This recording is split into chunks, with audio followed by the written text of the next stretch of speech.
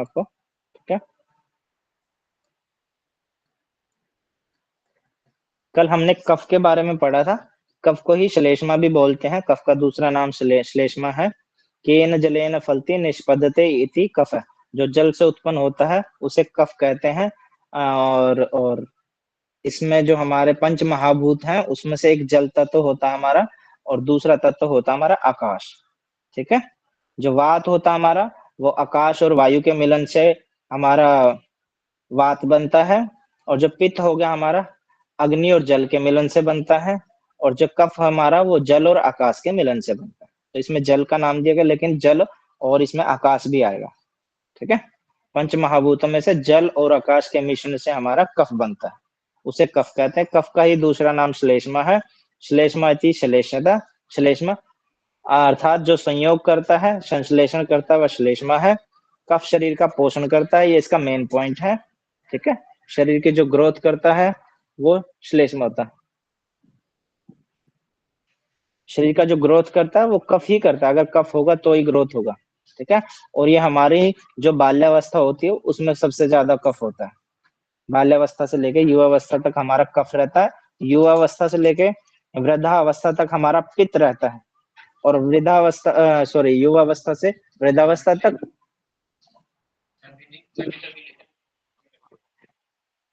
और जो है युवावस्था से लेके जब हम जैसे 40 45 50 के होते हैं उसके बाद से लेके, और जो हमारा वृद्धावस्था आती है उसमें हमारा सबका वात पीक पीक पे चला जाता है, ठीक है। इसलिए बुढ़ापे में जाकर वात के रोग ज्यादा, हड्डियों के रोग ये ज्यादा होते हैं। जवानी में हमें पित्त के रोग ज्यादा होते हैं, और बचपन में हमें कफ के रोग ज्यादा होते हैं, क्योंकि कफ हमारा प्रधान रहता है इन दिनों, इस अवस्था में, ठीक है। शरीर को चिकनाई प्रदान करता है, ये कफ का काम होता है। गीलापन बना के रखता है शरीर में, ये कफ का काम होता है। जैसे हम बाइट लेते हैं उसमें जो हमारा सलाइवा मिलता है वो कफ का काम होता है। ऑयली स्किन होती है, और जहां भी हमारे जो भी मोबिलिटी का काम होता है वो सारा का सारा कफ का ही रोल होता है। संधियों को आपस में मिलाने का कार्य भी कफ का ही होता है। शरीर की वृद्धि करता है, पोषण करता है, एक ही बात है। और बल की अधिकता होती है जब कफ रहता है, तो शरीर में उत्साह रहता है। शरीर के घाव जल्दी भरते हैं। अगर कफ प्रकृति वाला व्यक्ति है तो उसको घाव जल्दी बढ़ते हैं। घाव जल्दी बढ़ते हैं इसका मतलब ये है कि उसकी रोग प्रतिरोधक क्षमता उसकी अच्छी है। शरीर में मानसिक और शारीरिक क्षमता अधिक होती है। कफ प्रकृति वाले व्यक्ति जो होते हैं वो क्षमावान होते हैं, धैर्यवान, ज्ञानवान, विवेकवान, मानसिक स्थिरता उनकी सभी कार्य जो है वो कफ के अधीन होते हैं। ये जितने भी कार्य होते हैं वो सब कफ के अधीन होते हैं। इसलिए आपको अगर क्षमावान बनना है, धैर्यवान, विवेकवान बनना है, तो आप कफ को बिगड़ने मत दें। अपनी बॉडी के अंदर कफ का बैलेंस बना के रखें। वात की रुक्षता, ठीक है। अगर ड्राइनेस, वात की रुक्षता है और पित्त की गर्मी अगर बढ़ जाए, मान लो आपको किसी को वात का रोग हो गया और पित्त का रोग हो गया, तो ऐसी कौन सी चीज है जिससे दोनों बैलेंस बन जाए? तो कफ से ही स्वास्थ्य की रक्षा की जाती है। यानी कि ऐसी औषधियों का सेवन करना चाहिए उन दिनों जो कफ को बढ़ाए। और हमने पढ़ा था अगर कफ बढ़ेगा तो वात कम हो जाएगा, वात बढ़ेगा तो कफ कम हो जाएगा, ठीक है। नींद का जो प्रमुख कारण है वो कफ की उपस्थिति जो होती है उसमें तमोभाव ही है। नींद जो आती है वो तमोभाव जब बढ़ता है, तामसिक भाव जब बढ़ता है तब आती है। और ये तामसिक भाव जो है वो कफ के कारण आता है। बहुत ज्यादा कफ नहीं होना चाहिए, अगर बैलेंस हो तो नींद सामान्य 6 से 8 घंटे की नींद तो लेनी चाहिए। नींद का बहुत बड़ा रोल है। जब उपस्तंभ पढ़ेंगे आप तब आपके सामने आएगा।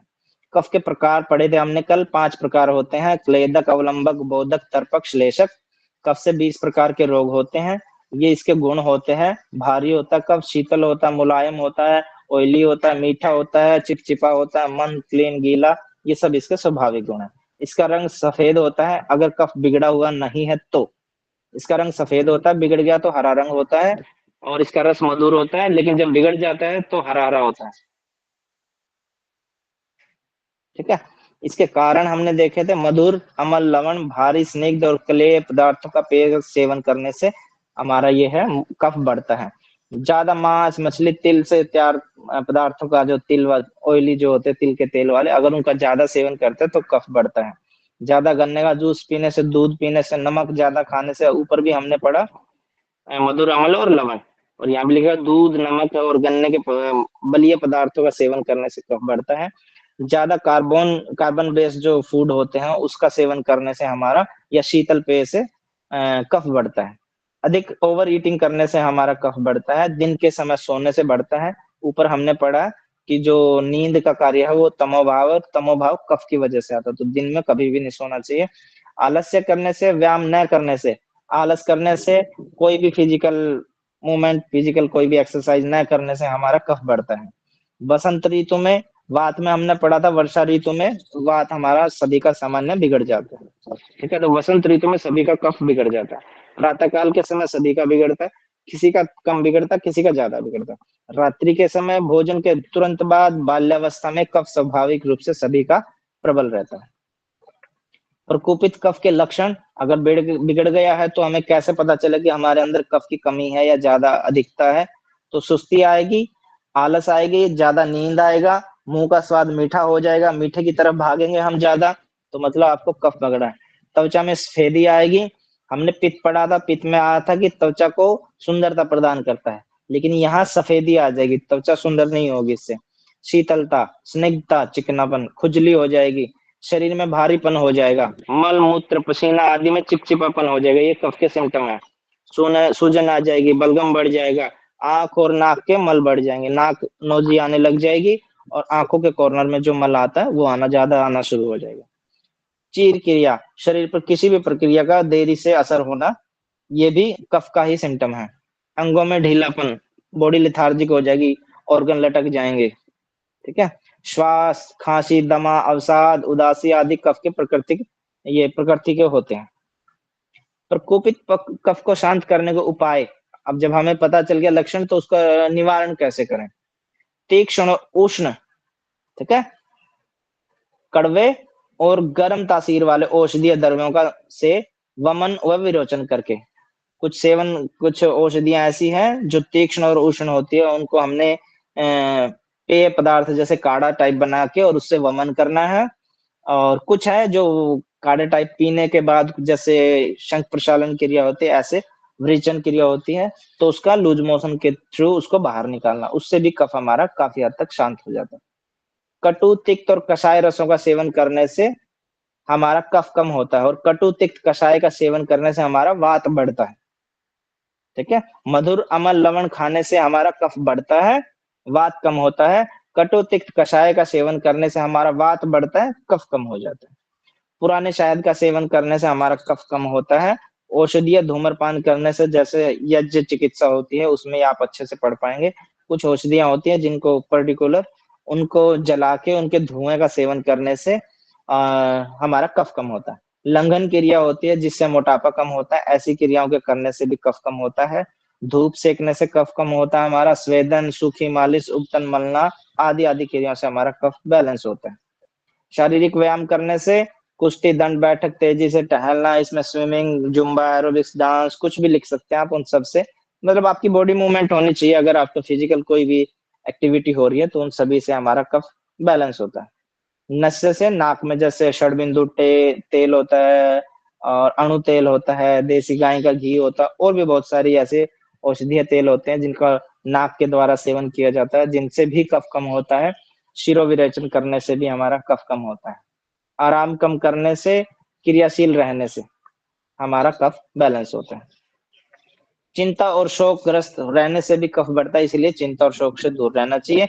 वमन क्रिया सबसे श्रेष्ठ है इसमें, क्योंकि यह कफ के मूल स्थान सहित आमाशय और छाती से जो कफ जमा हुआ उसको बाहर निकलता है। परंतु वमन जिस भी द्रव्य का सेवन करके लेते हैं वो तीक्ष्ण और उष्ण द्रव्यों से तैयार होना चाहिए हमारा वो जो द्रव्य हम सेवन करेंगे। सामान्य रूप से देखा जाता है कि बल अधिक होना चाहिए, उसके अंदर ताकत, वो दीर्घायु होना चाहिए।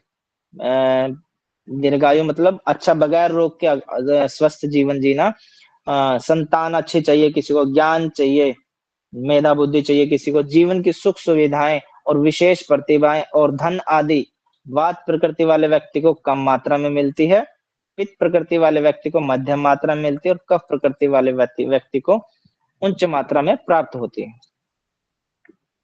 अब पढ़ते हैं प्रकृति को पहचाने। सर, प्रकृति जो होती है हमारी, जी, जैसे अभी आपने स्टार्टिंग में बताया था सफेदी, तो वो सफेदी से मतलब वो जो व्हाइट स्पॉट हो जाते हैं, हाँ जी। और जी जो जी जी। और मतलब जो व्हाइट स्पॉट आने लगते बॉडी में, वो हुआ। और फिर ये था, जी जी। अगर जैसे अभी हमने पढ़ा कि कुछ जो कफ में अगर लाभदायक है वो पित्त के लिए हानिकारक है। अगर किसी के वात पित्त कफ तीनों प्रकोपित हो तो फिर क्या करना चाहिए? देखो उसका ये देखा जाता है कि व्यक्ति को बहुत ज्यादा सिम्टम किस चीज के हैं, पहले उसका निवारण करते हैं। जैसे कुंजल क्रिया पित्त में भी कामयाब है और कफ में भी कामयाब है, वमन क्रिया बोलते हैं जिसको। ठीक है, तो उससे कुछ बैलेंस होगा। फूड चेंज करेंगे, वो वात पित्त और कफ तीनों में ही बैलेंस करेगा उसका। ठीक है, जो खा रहे पहले उसका ये देखना पड़ेगा आप सेवन किस चीज का कर रहे हैं। ठीक है, फिर उसमें से क्या अवॉइड करना है, क्या आपको कंटिन्यू रखना है। फिर हमने अपनी तरफ से उसमें एडिशनल क्या ऐड करना है, जिससे उसका वात या पित्त या कफ पहले क्या कम करना है। ठीक है, कुछ दिनों उसको चलाएंगे, फिर दूसरे पे आएंगे, फिर तीसरे पे आएंगे, ऐसे करके भाई आपका कफ भी ना बढ़े और आपका वात भी कम हो जाए, फिर ऐसे करके उसको चला जाए। कुछ शुद्धि क्रियाएं आपको हफ्ते में जो 2 दिन, हफ्ते मान लो 2 बार देनी थी, अब उसको 3 बार दे सकते हैं। ऐसे करके कफ से निजात पा सकते हैं आप जल्दी। ठीक है, पित्त जो है, पित्त आपके विरेचन, पित्त में विरेचन होता है, वो कफ में भी काम आएगा विरेचन क्रिया, और वात कफ में भी आएगा, दोनों में आएगी। ठीक है, लेकिन उससे वात बढ़ेगा। फिर वात को खत्म करने के लिए आपको कुछ ऐसी चीजें देनी पड़ेंगी जिससे आपका मान लो एक कोई भी ऐसी क्रिया करेंगे जिसका 60% आपका कफ पे इफेक्ट आ रहा है, 40% उसका वात पे आ रहा है, या कोई दो ऐसी क्रियाएं करेंगे जिससे हमने कफ का कराया, मान लो हमने वमन क्रिया कराई। ठीक है, वमन क्रिया कफ पे और पित्त पे ज्यादा काम करेगी। तो दो को बैलेंस कर दिया, एक रहेगी हमारी। कुछ दिन इसको कंटिन्यू रखेंगे, फिर उसका कफ और पित्त जब बैलेंस हो जाएगा, फिर हम उसको वात वाली चीजें दे सकते हैं। जैसे मान लो हमने वात और पित्त दोनों को बैलेंस कर लिया, फिर पित्त कम बैलेंस हो पाया, कफ ज्यादा बैलेंस हो गया, फिर उसको हमने पढ़ा था घृतपान करा सकते हैं। घृतपान पित्त के लिए भी कामयाब है। और हमने पढ़ा ना मधुर अमल लवण में कफ बढ़ता है, कफ बढ़ेगा लेकिन वात कम होगा, तो घृतपान से उसका वात भी कम होगा। क्योंकि वात में हमने पढ़ा था कि सूखी सब्जियां, गरिष्ठ भोजन खाने से वात बढ़ता है। तो उसको घृतपान कराएंगे, उसका वात भी कम हो गया, उसका पित्त भी कम हो गया। कफ थोड़ा सा बढ़ा, लेकिन वो दो चीजें कम हो गई फिर उसकी। ठीक है, बाकी इतना एक्सपर्ट मैं भी नहीं हूँ। जब आप आयुर्वेद के किसी भी संस्थान में, आयुर्वेदिक हॉस्पिटल में जब जाते हैं, तो वहां आपको अच्छे से इस बारे में बताया जाएगा। उस समय ऋतु कौन सी चल रही है, ठीक है, आपको क्या क्रिया, कौन सी आपकी बॉडी पे जल्दी इम्पैक्ट, जैसे मड थेरेपी होती है, वो सर्दियों में नहीं दे सकते, उसको बुखार हो जाएगा। आप सर्दियों में धूप भी कम आती है, ऊपर से हम उसे गीली मिट्टी लगा के खड़ा कर दें। तो ऐसे बहुत सारी क्रियाएं होती हैं, वो जो उसके एक्सपर्ट होते हैं वही बता सकते हैं। ठीक है जी। ओके, सर थैंक यू कुछ सर। प्राणायाम ऐसा है कर सकते हैं जैसे जैसे मैडम ने बताया वात पित्त कफ है, तो वात पित्त कफ एक ऐसे मॉडल बना सकते हैं जिससे भस्त्रिका है, तो भस्त्रिका से हम करेंगे पित्त तो बढ़ जाएगा, लेकिन इसमें कफ का प्रदोष थोड़ा कम होगा और वात के लिए भी ठीक रहेगा। तो भस्त्रिका के साथ अगर हम ये कराते हैं सर, सूर्यभोजन तो नहीं करा सकते हैं, लेकिन अगर हम मतलब ये चंद्र का अभ्यास कराते हैं, चंद्राभ्यास, तो उससे भी, या शीतली प्राणायाम शीतकारी से भी शायद, क्योंकि हमारे यहाँ एक चलता है सर, तो वहाँ बताते हैं जो नहीं, मैंने। शीतली शीतकारी से कफ बढ़ जाएगा जी। कुछ ऐसी औषधियां होती हैं जो त्रिदोष नाशक होती है, वो वात को भी कम करेगी, पित्त को भी और कफ को भी। कम को अप कर देगी, आपको डाउन कर देगी। कुछ ऐसी क्रियाएं औषधियां होती हैं, उनमें से हमारा जैसे हरड़, बहेड़ा, आंवला, त्रिफला जो लेते हैं, वो त्रिदोष नाशक होता है। आप आगे आप पढ़ेंगे ना, उसमें आ जाएगा आपके। ओके, ठीक है, थैंक यू सर। वहां से आपका डाउट क्लियर हो जाएगा। बहुत सारी ऐसी औषधियां हैं जो त्रिदोष नाशक होती हैं, उनका सेवन करने से वो तीनों बैलेंस आ जाती है। प्रकृति को पहचाने, प्रकृति का निश्चय किसी व्यक्ति की शारीरिक बनावट, उसके स्वभाव, चारित्रिक विशेषताएं होती हैं जो उसकी उसको देख के किया जाता है। ठीक है, जैसे कोई मोटा व्यक्ति तो उसका कफ बढ़ रहा होगा, किसी के फेस पीला पीला हो रहा है, उसकी आंखें पीली हैं, तो उसको हम कह सकते हैं कि आपका पित्त बढ़ा हुआ है, आपको पीलिया हो रखा है। अर्थराइटिस के रोग हैं किसी को, तो चलने में हड्डियों से कड़कट की आवाज आ रही, तो उसको देख के हम बता सकते हैं कि आपको वात की प्रॉब्लम है। ठीक है, उसकी चारित्रिक विशेषताओं की वजह से हम उसको बता सकते हैं कि आपका तामसिक भाव बढ़ा हुआ है या वात, आपका राजसिक भाव बढ़ा हुआ है, क्या बढ़ा हुआ है। शारीरिक बनावट है इसमें, और स्वभाव है, और चारित्रिक उसकी विशेषताएं आदि को देखकर किया जाता है। आयुर्वेद के अनुसार इस प्रकृति का निर्धारण जो होता है वो जन्म से पहले ही हो जाता है। जैसे हमारा जो जन्म हुआ, वो जन्म होने से पहले हमारा जो हमारे माता पिता है उनके बेस पे हमारा जन्म होता है, जिसको हेरिडेटरी बोलते हैं। शुक्राणु और अंडाणु के संयोग के समय जो दोष विद्यमान होते हैं, वो शुक्राणु में हो या अंडाणु में, वो जिसके ज्यादा हो उन्हीं के आधार पर ही बच्चे के शरीर की बनावट होती है, उसका स्वभाव होता है, मानसिक और चारित्रिक गुणों का विकास होता है। ठीक है।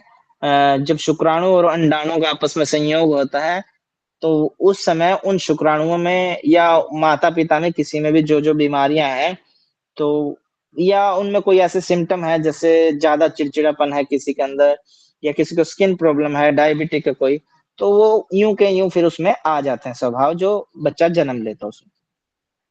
ठीक है। बच्चे के शरीर की बनावट, उसका स्वभाव, मानसिक और चारित्रिक गुणों का विकास होता है। इन गुणों और विशेषताओं को ही आयुर्वेद में प्रकृति कहा गया है। महर्षि चरक के अनुसार 7 प्रकार की प्रकृति है, जिसमें वात प्रकृति, पित्त प्रकृति, कफ प्रकृति है। अब फिर इन तीनों को आपस में मिला देंगे तो वात पित्त की प्रकृति होगी, पित्त कफ की होगी और कफ वात की प्रकृति होगी। 6 तरह की प्रकृति होगी और 7वीं प्रकृति जो होती है उसको सम प्रकृति बोलते हैं, जिसमें तीनों बैलेंस रहते हैं और जिसको सम्मिपातज भी बोलते हैं, और ये श्रेष्ठ योगी में होती है। जन्म के समय वह दोषों की अवस्था के अनुसार जो प्रकृति बन चुकी है वह अंतिम होती है।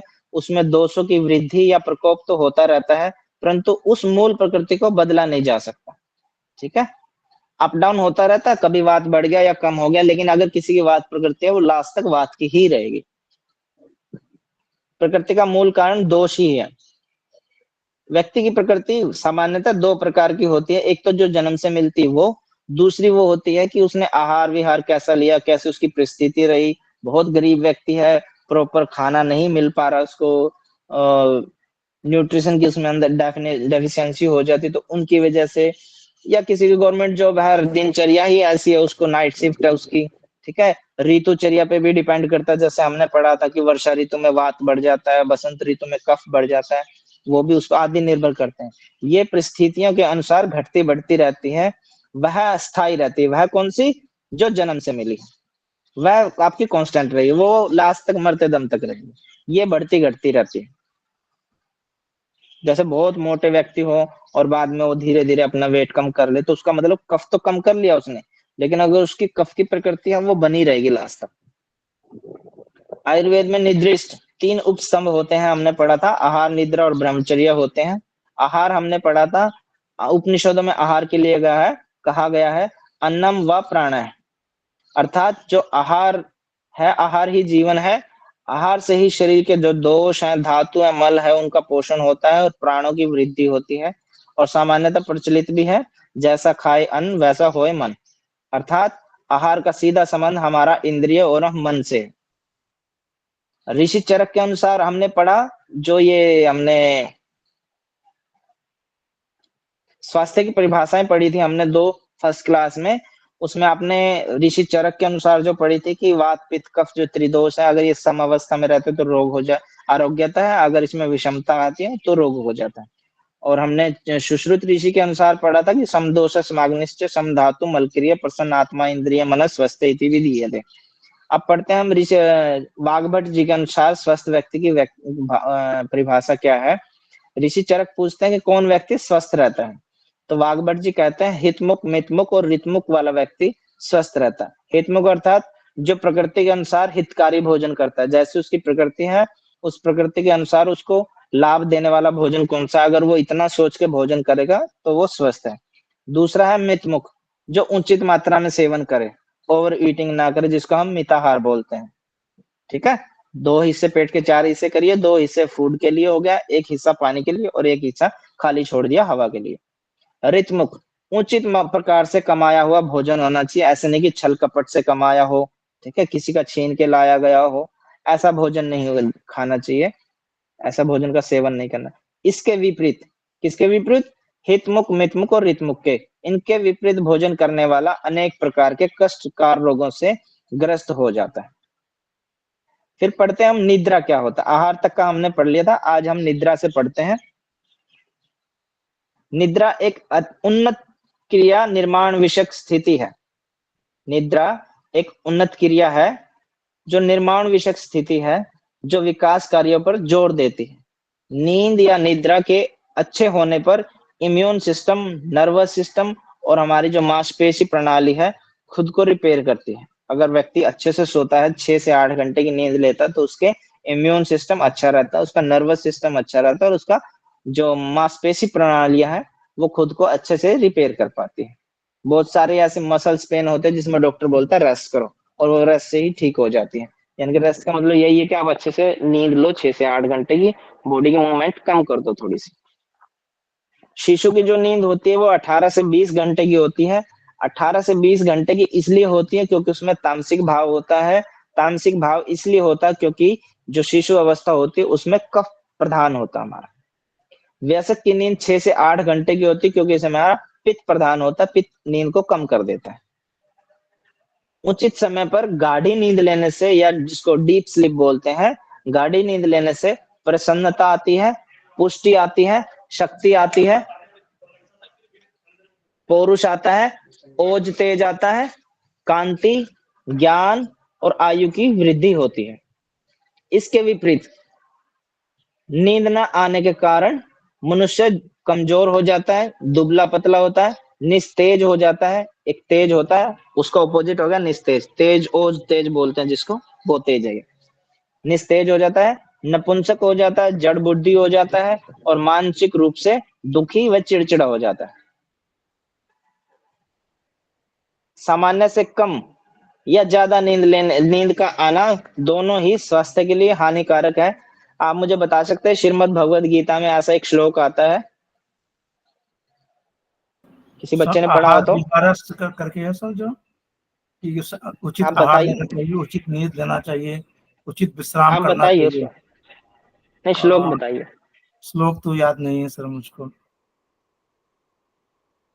सर श्लोक यह युक्त आहार विहारस्य युक्त चेष्टस्य कर्मसु युक्त आहार विहारस्य युक्त सर चेष्टस्य कर्मसु युक्त सौपन अवबोधस्य योगो भवति दुःखः।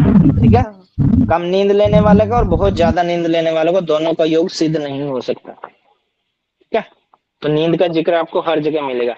निद्रा जो हमारा रात्रिचर्या के अंतर्गत आता है, जैसे दिनचर्या होती है, दिन प्लस रात को मिला के पूरी दिनचर्या होती है, पर उसमें से रात को अलग निकाल देते हैं, और ये निद्रा जो है ये रात्रिचर्या के अंतर्गत आता है, ये उसका अभिन्न अंग है। ये क्वेश्चन आता है निद्रा किसका अंग है, दिनचर्या का, रात्रिचर्या का, ऋतुचर्या का? तो ये रात्रिचर्या के अंतर्गत आता है।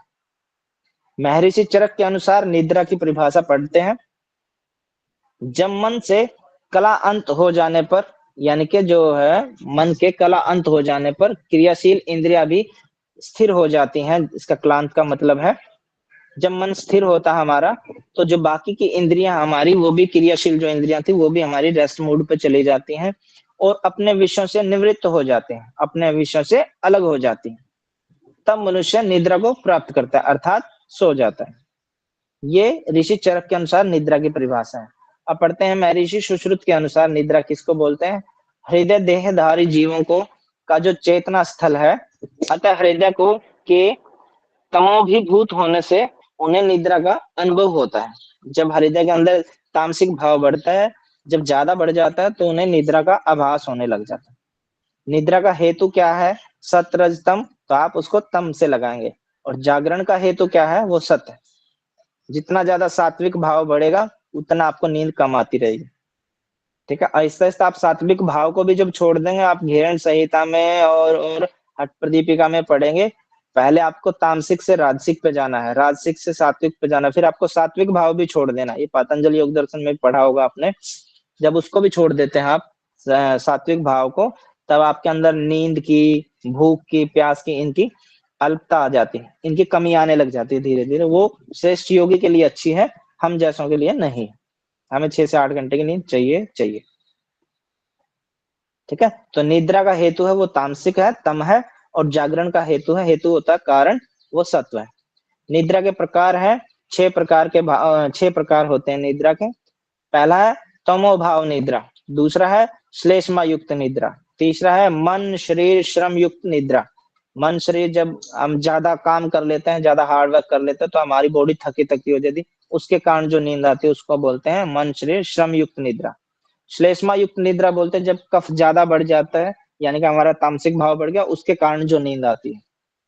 तमो भाव जो होता है तम प्रधान, यानी कि पाप का मूल, ये डायरेक्ट आ गया कि तामसिक भाव जो बढ़ता है, ठीक है, रहेगा इसमें कफ का ही प्रधान हमारा। आंगतु की निद्रा होती है जब हम कुछ समय के लिए खाली होते हैं और कार्य से, तब जो नींद आती है, जैसे जैसे जैसे आप ऑफिस में काम कर, एक छोटी सी नैपी लेना 5-10 मिनट के लिए, उसको बोलते हैं आंगतु की निद्रा।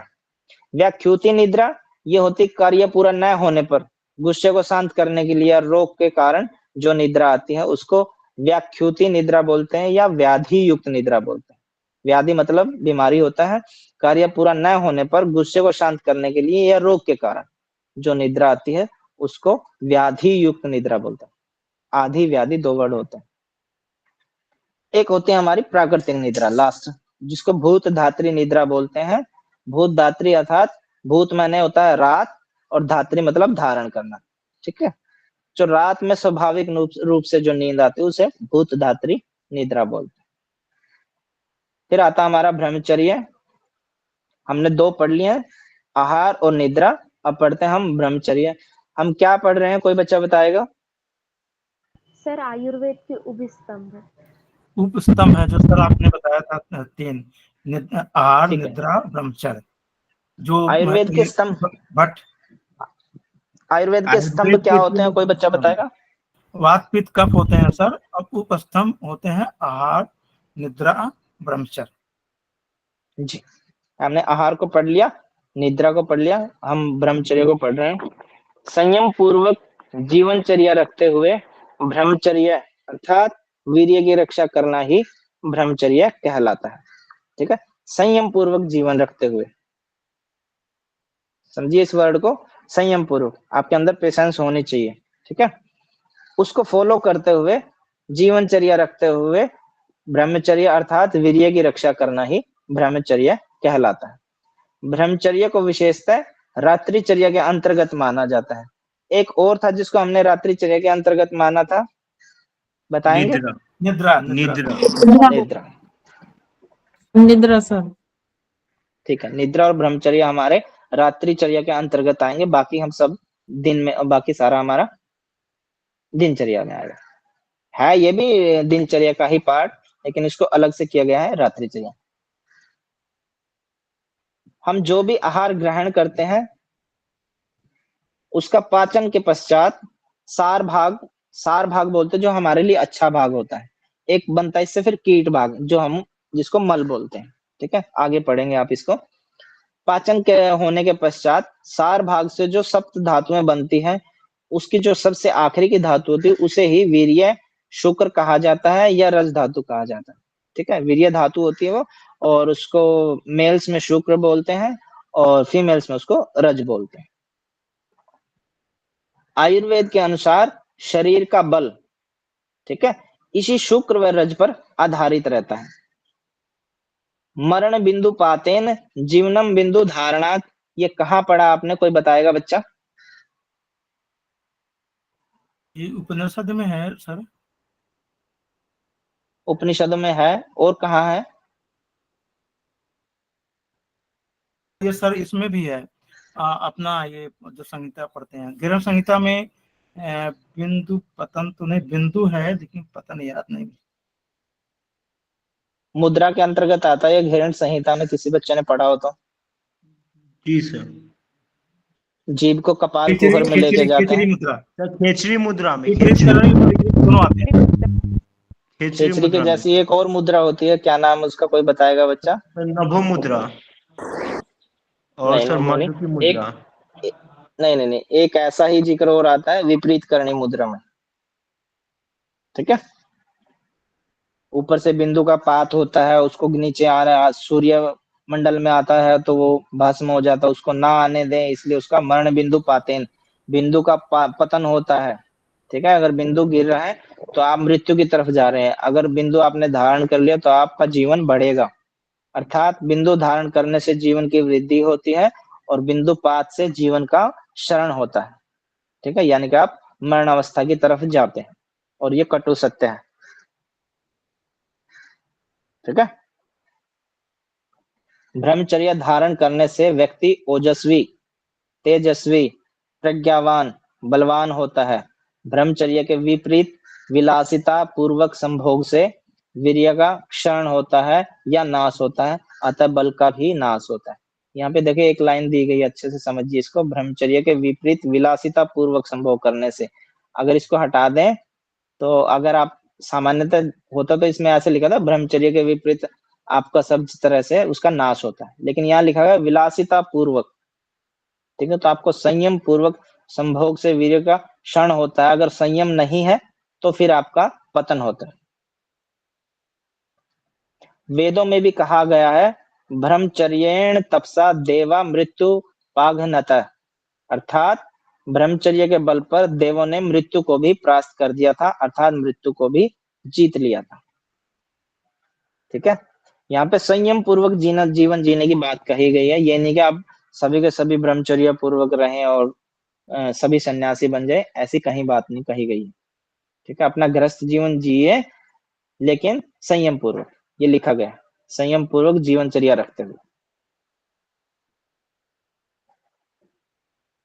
अब हमने सप्त धातुओं के बारे में पढ़ा था, उसको अच्छे से पढ़ लेते हैं। उससे पहले हम मैथुन पढ़ते हैं। हमने मैथुन आया था इसमें वर्ड। ठीक है, ब्रह्मचर्य के विपरीत आचरण करना ही मैथुन कहलाता है। अब ब्रह्मचर्य के विपरीत यानी कि संयम पूर्वक जीवन जीने के ओपोजिट जितना भी चलेंगे हम, वो सारा का सारा मैथुन कहलाएगा। जो अल्प आयु यानी कि आयु कम करता है, अनारोग्यता और दुख देने वाला होता है। आपकी जो जो जो जो जो रोगी का जीवन है वो इससे आएगा और दुख देने वाला है। ठीक है, मैथुन के प्रकार है, 8 प्रकार होते हैं इसके। एक होता है स्मरण, फिर होता है कीर्तन, फिर होता है केली, प्रेक्षण, गुहा भाषण, संकल्प, अध्यवसाय और मैथुन क्रिया। ये हमारे 8 प्रकार है मैथुन के। ठीक है, स्मरण होता है विपरीत लिंग के प्रति विचार करना। कीर्तन होता है उसकी चर्चा करना, उसके बारे में डिस्कस करना। केली होता है छिपकर करना। प्रेक्षण होता है आमने सामने करना। गुहा भाषण होता है गुप्त रूप से बात करना। संकल्प होता है निश्चय कर लेना, डेफिनेट मुझे तो ये हासिल करना ही करना। ठीक है, अध्यवसाय अध्यवसाय होता है उसको पाने के लिए जो परिश्रम किया जाता है। और मैथुन क्रिया होता है शारीरिक संबंध बनाना। ठीक है, ये मैथुन के प्रकार है। सप्त धातु हो जाए उसके बारे में पढ़ते हैं। सप्त धातु होती क्या है, क्यों धातुएं सप्त होती हैं, उससे आगे क्यों नहीं होती हैं, ठीक है, उनका कार्य क्या है, वो सब इसके अंदर पढ़ते हैं। धातु शरीर के मौलिक उत्तक तत्व होते हैं जिसको टिश्यू एलिमेंट्स बोलते हैं, क्योंकि ये तत्व जो होते हैं शरीर का पोषण करते हैं और धारण करते हैं तथा संयुक्त रूप से शरीर की जो मूलभूत रचना है उसमें सहायक होते हैं, अतः धातु कहलाते हैं। धातु की परिभाषा वो है कि ये उत्तक तत्व होते हैं जो शरीर का पोषण और धारण करते हैं और संयुक्त रूप से शरीर की जो मूलभूत रचना है उसको रचना को बैलेंस बनाने में, उसको और आगे बढ़ाने में सहायक होते हैं, धातु कहलाते हैं। और ये 7 प्रकार के होते हैं। पहली धातु होती है रस धातु, उसके बाद आती है रक्त धातु, उसके बाद आती है मांस धातु, उसके बाद आती है मेद धातु, उसके बाद है अस्थि धातु, उसके बाद आती है मज्जा धातु, उसके बाद आती है हमारी सबसे लास्ट में शुक्र धातु। ठीक है, इसको सीक्वेंस में ही याद रखना। रस धातु जिसको प्लाज्मा बोलते हैं, लसिका बोलते हैं। रक्त धातु इसका दूसरा नाम खून है, हीमोग्लोबिन बोलते हैं। मांस है, मांस का अगर आप फिजियोलॉजी नेम ढूंढेंगे तो इसका पेशीय हो गया और मस्कुलर टिश्यू हो गया। मेद जिसको वसा भी बोलते हैं, चर्बी भी बोलते हैं, एडिपोज टिश्यू हो गया जिसको फैट भी बोलते हैं। अस्थि होगी जिसको हड्डियां बोलते हैं, बोन्स होगी हमारी। मज्जा हो गया, अस्थि मज्जा जो होती है हमारी उसको बोलते हैं बोन मैरो बोलते हैं जिसको। शुक्र धातु होती है जिसको शुक्राणु और अंडाणु बोलते हैं। शुक्राणु इन फीमेल उसको स्पर्म बोलते हैं, इन फीमेल उसको ओवम बोलते हैं। जठराग्नि से भोजन का पाचन होता है, उसी क्रिया के फलस्वरूप इन धातुओं की उत्पत्ति होती है। ठीक है, हमने जो भी फूड का हम इनटेक करते हैं, जब वो जठर बोलते हैं पेट को। ठीक है, एक छोटा सा पार्ट होता है हमारा जो जो जो हमारा पेन क्रिया से थोड़ा सा ऊपर होता है लेफ्ट साइड में, उसको जठर बोलते हैं, उसको पेट बोलते हैं। ये पूरा का पूरा जिसको हम पेट बोलते हैं वो पेट नहीं होता, इसमें तो बहुत सारे ऑर्गन आ गए, हमारी किडनियां, लीवर, ठीक है, सब कुछ आ गया था, छोटी आंत, बड़ी आंत। एक छोटा सा पार्ट होता है जिसको जठर बोलते हैं, लेफ्ट साइड होता है हमारा, जहां हम अगर सीधे खड़े हुए सावधान की पोजीशन में, तो जहां हमारी एल्बो आती है उस साइड होता है। जठराग्नि से भोजन का पाचन होता है। इस जठराग्नि के द्वारा, जो अग्नि हमने 13 प्रकार की पढ़ी थी, उसमें से एक अग्नि मूल रूप से वो काम करती है इस पे, उसके द्वारा पाचन होता है। जब पाचन होता है, उसी क्रिया के फलस्वरूप इन धातुओं की उत्पत्ति होती है। यानी कि जठराग्नि, उससे पाचन अग्नि, पाचक अग्नि को हम डाइजेस्टिव एंजाइम भी बोलते हैं।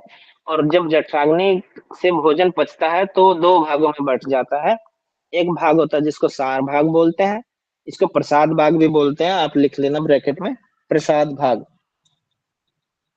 सार भाग को प्रसाद भाग भी बोलते हैं, इसको अगर इंग्लिश कहीं में आपके आ बता जाए। दीजिएगा। तो इसको इंग्लिश में क्या बोलते हैं, सार भाग और ये जो नीचे वाला है? हाँ बताएंगे, आगे मिलेंगे इसका नाम। सार भाग जो हमारे लिए अच्छा होता है, जो न्यूट्रिशन निकलते हैं बॉडी से, ठीक है। और कीट भाग जिसको हम वेस्ट बोलते हैं, वो मल भाग हो गया हमारा, ठीक है। ये सर जो हमने इलियम जो पार्ट होता है सर ने, वहां पर एक फिंगर जैसे एक आकार होता है जहां पर अवशोषण होता है, और ऑक्सीजन हम्म, युक्त जो न्यूट्रिशन होता है वो सार भाग हो गया। बाद में जो हम लार्ज स्टाइन में जो पानी के साथ में वेस्टेज होते हैं मल मूत्र के फॉर्म में, वो शायद हमको हो सकता है सर अब किट भाग हो सकता है, जो नोटॉमी में हम नहीं लोग नहीं पढ़ा। नहीं नहीं, हाँ आपका बोलना ठीक है, पर हम आगे पढ़ेंगे। आप मल सिर्फ उसी को बोल रहे हैं, आप मल, आप सिर्फ मल आप उसको बोल रहे हैं, क्या नाम है, वेस्ट को ही बोल रहे हैं, स्थूल को ही बोल रहे हैं। पर और भी बहुत सारे मल होते हैं, जैसे बाल होते हैं हमारे, नाखून होते हैं हमारे, ठीक है, पसीना होता है, ये भी मल भाग में आते हैं सारे के सारे। ये आप आगे पढ़ेंगे, आपका डाउट क्लियर हो जाएगा। सार भाग वो होता है जो व्यान वायु की सहायता से, व्यान वायु, ध्यान से पढ़िएगा, यहाँ वायु का नाम है। सार भाग जो होता है वो व्यान वायु की सहायता से रक्त के माध्यम से शरीर, सारे शरीर में पहुंचता है, इसको सार भाग बोलते हैं। जिससे रस जो है वो फिर रक्त में मांस आदि जो सात धातु हमारी है, उन सभी धातुओं का निर्माण होता है और पोषण होता है। निर्माण और पोषण भी आप आगे, अभी आपको कंफ्यूज होगा कि निर्माण और पोषण फिर ये क्या है। पोषण होता है मतलब किसी चीज को हम खा रहे हैं, ठीक है। तो जब निर्माण कर दिया, पोषण कहाँ से हो गया, तो ये आप दोनों वर्ड हैं, कंफ्यूज मत होइएगा, आगे आपको क्लियर हो जाएंगे, ठीक है। सार भाग व्यान वायु की सहायता से रक्त के माध्यम से पूरे शरीर में पहुंचता है, और जिससे हमारे रस, रक्त, मांस, मेद, अस्थि, मज्जा, शुक्र, जो सात धातु हैं, उनका निर्माण होता है और पोषण होता है, ठीक है। त्रिदोष, सप्त धातुएं, पंच महाभूत, शरीर, इंद्रिया व मन के संपूर्ण क्रियाकलाप इसी रस धातु से उत्पन्न होते हैं, ठीक है। शरीर का निर्माण, संचालन, संरक्षण, प्रतिरक्षण, संवर्धन तथा पोषण रस धातु के द्वारा ही होता है। यानी कि पहली जो धातु है इसी पे डिपेंड होता है। अगर यहाँ गड़बड़ होगी, आपने जो खाना खाया, अगर उससे रस भाग नहीं निकला, उससे न्यूट्रिशन नहीं निकले, तो वो सारा ही कीट भाग में चला जाएगा। तो रस भाग का बनना जरूरी है, ठीक है। कहीं को बोलते हैं ना कि इसको तो चाहे घी में गाड़ दो, ये तो दुबला का दुबला ही रहना, दुबला पतला सिकड़ू सा ही रहना। तो उसका यही कारण होता है कि उसके बॉडी जो है वो रस भाग को एब्जॉर्ब नहीं कर पा रही, या रस भाग बना नहीं रही। भोजन के द्वारा प्राप्त जो आयरन है, वसा है, प्रोटीन है, कार्बोहाइड्रेट आदि जितने भी हमारे रसायन होते हैं, सब आंतों के द्वारा अवशोषित हो जाते हैं, यही रस धातु कहलाते हैं। अब क्लियर है आपका सौरभ जी? जी सर। यस सर मैंने, हाँ ठीक है सर मैं इंग्लिश नेम पूछा था, तो इंग्लिश में क्या इंग्लिश बोलते नेम हैं? आप एनाटोमी से पढ़ेंगे जी। सर, ये मेरा क्वेश्चन था, आपने सही बताया। भोजन के द्वारा उसमें जो भी आयरन होते हैं, प्रोटीन, विटामिन, जो भी खनिज लवण जो भी होते हैं, वसा, प्रोटीन, कार्बोहाइड्रेट आदि सब आंतों के द्वारा अवशोषित हो जाते हैं, और यही रस धातु कहलाते हैं। जो अवशोषित नहीं होते हैं वो कीट भाग में। शुक्र सबसे अंतिम धातु होती है, और सब धातुओं में सबसे श्रेष्ठ और शक्तिशाली मानी जाती है। इसलिए शुक्र धातु को हमने पढ़ा था, स्पर्म और ओवम बोलते हैं। इसलिए ब्रह्मचर्य का आपको हर जगह जिक्र मिलेगा, जहां भी टेक्स्ट होगा, योगिक टेक्स्ट, हठयोग नहीं, जहां भी योग के जितने भी टेक्स्ट होंगे, और जो आध्यात्म के टेक्स्ट होंगे सब जगह आपको ब्रह्मचर्य का जिक्र मिलेगा, क्योंकि ये शक्तिशाली होती है, श्रेष्ठ होती है। और हमने कफ में पढ़ा था, क्योंकि ये कफ की वजह से होता है सब। और कफ में हमने पढ़ा था वो क्षमावान होता है, धैर्यवान, प्रज्ञावान, विवेकवान होता है। तो वही व्यक्ति आगे चल के जो क्षमावान होगा वही जाके आगे उच्च कोटि का श्रेष्ठ योगी संत बन सकता है। ठीक है, ऐसे कहा जाता है कि संत के लिए क्या गाली क्या ताली। अगर कोई गाली दे रहा है, अगर वो मुस्कुराते हुए निकल गया, तभी उसमें अंदर क्षमावान, धैर्यवान आया ना। वो गाली सुन भी रहा है और उसको माफ भी कर रहा है।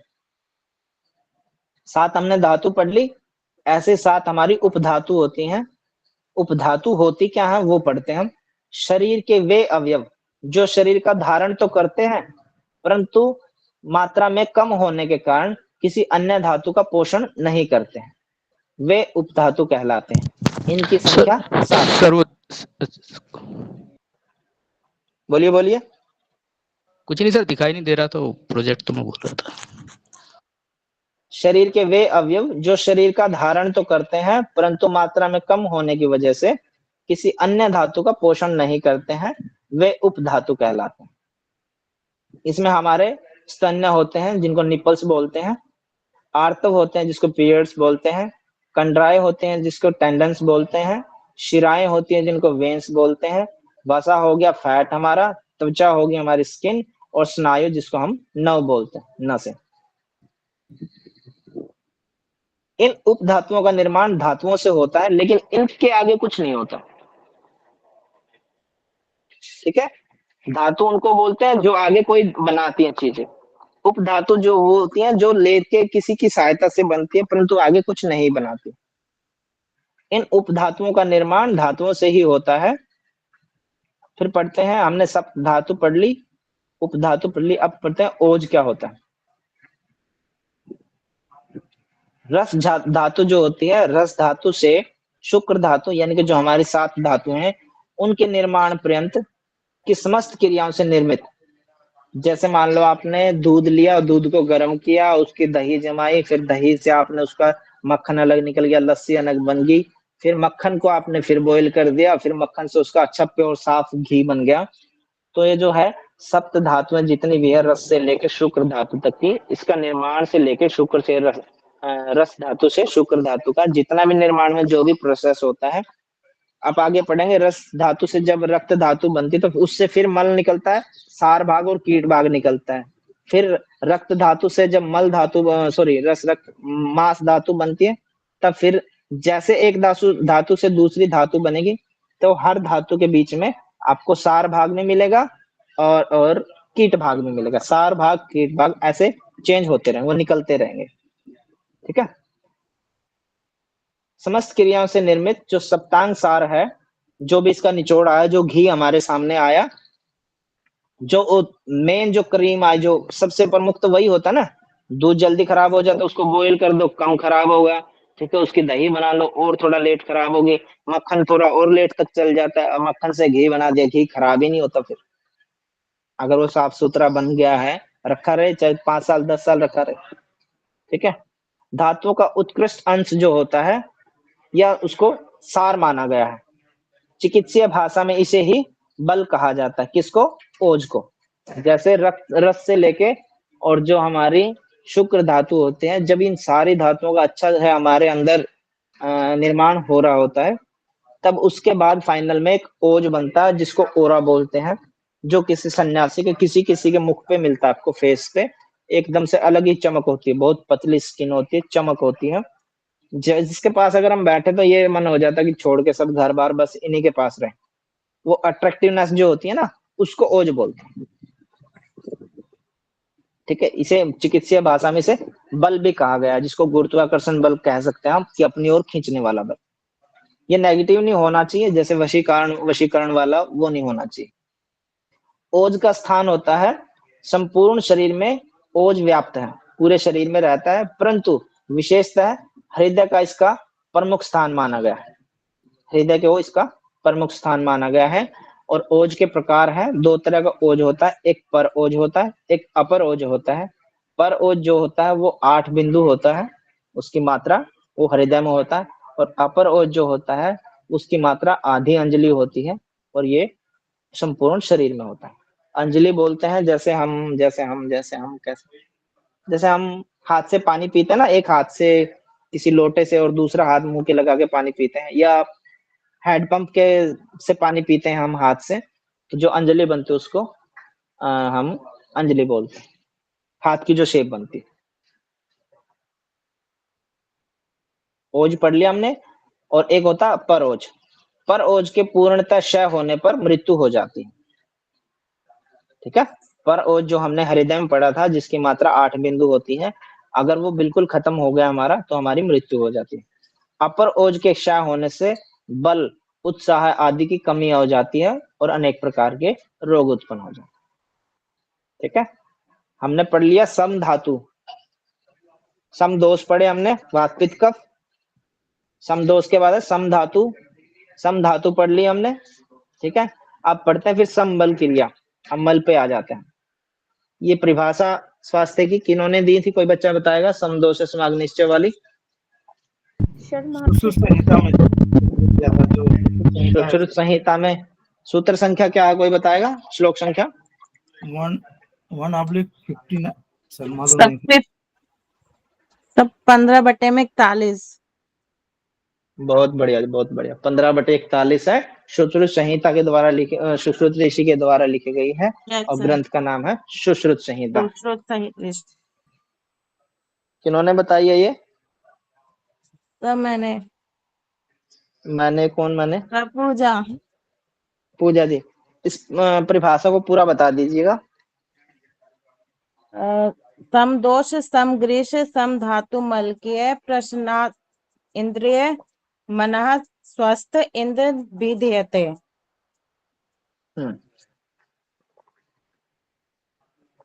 कोई और भी बता सकता है इसको अच्छे से? सम दोष सम अग्नि च सम धातु मल क्रिय प्रसन्न आत्मा इंद्रिय मन स्वस्थ इत्याभिधीयते। ठीक है जी, बहुत बढ़िया। और जब हमने पहली क्लास ली थी तब मैंने बोला था कि जो परिभाषा है हम इसके चारों ओर घूमेंगे। ठीक है, सम दोष है, समाग्निश्च, सम धातु, मल क्रिया। अब हम मल की क्रिया पे आ गए। और प्रसन्न आत्मा इंद्रिय मन, प्रसन्न आत्मेंद्रिय मन स्वस्थ है इति विधीयते। ठीक है, अब हम मल क्रिया पढ़ रहे, फिर आत्मा इंद्रिय मन ये सब पढ़ेंगे। मल क्या होता है? जो पदार्थ इस शरीर को मलिन करते हैं वो मल कहलाते हैं। जो पदार्थ इस शरीर को गंदा करते हैं वो सब मल में आ जाते हैं। ठीक है, हम सामान्य समझते कि हम मल स्थूल को ही बोलते हैं, पोटी को ही बोलते हैं, इसके अलावा मल नहीं होता, या यूरिन को बोल देते हैं। ठीक है, पर इसके अलावा और बहुत सारे मल होते हैं, जैसे पसीना आता है, जैसे नाखूनों का बढ़ना, जैसे बाल का बढ़ना। ठीक है, जैसे आंख से मल निकलता है, कान से मल निकलता है, नाक से मल निकलता है, ये सब मल होते हैं हमारे। ठीक है, अब देखते हैं मल कैसे बनता है। हमने भोजन है, भोजन का इंटेक किया, पाचक अग्नि ने उस पे काम किया। ठीक है, समान वायु पाचक अग्नि जठराग्नि ने काम किया उस पे। वहां से दो भाग निकले, एक सार भाग, एक असार भाग। सार भाग को प्रसाद भाग भी बोलते हैं, आप लिख लेना। असार भाग को कीट भाग भी बोल देते हैं या मल भाग भी बोलते हैं। ठीक है, सार भाग से सप्त धातुएं बनी, सप्त उप धातुएं बनी। ठीक है, बनेगा यहाँ भी मल, फिर हम बताएंगे आगे। और असार भाग जो है जिसको कीट भाग बोलते हैं, यहाँ मल बन गया, यहाँ धातुएं बन गई। अब धातु से फिर दूसरी धातु बनेगी, फिर ऐसे ही उसमें से फिर सार भाग बन गया। सार भाग उसको बोलते हैं जो अगली धातु तैयार होगी, और कीट भाग जो हो गया मल हो गया। ठीक है, इसका सीक्वेंस हम आगे पढ़ लेंगे। मल बोलते हैं पुरुष, पुरुष मल हो गया, मूत्र पेशाब हो गया, श्वेद पसीना आदि। वात आदि दोषों से दूषित होने के कारण इन्हें दूष्य भी कहते हैं। ठीक है, वात आदि दोष, व आदि मतलब वात पित्त और कफ दोष जो है उनसे दूषित होने के कारण इन्हें दूष्य भी कहा जाता है। जैसे पसीने से स्मेल आने लगती है, हमने कफ में पढ़ा था कि पेशाब में चिपचिपापन हो जाता है, पसीने में चिपचिपापन होता है। या जैसे आप मान लो कोई ज्यादा स्मोकिंग करता है तो अगर उसके पास से गुजरेंगे तो अलग से स्मेल आती है। कोई ज्यादा लहसुन प्याज खाता है तो पसीने से स्मेल आती है। ठीक है,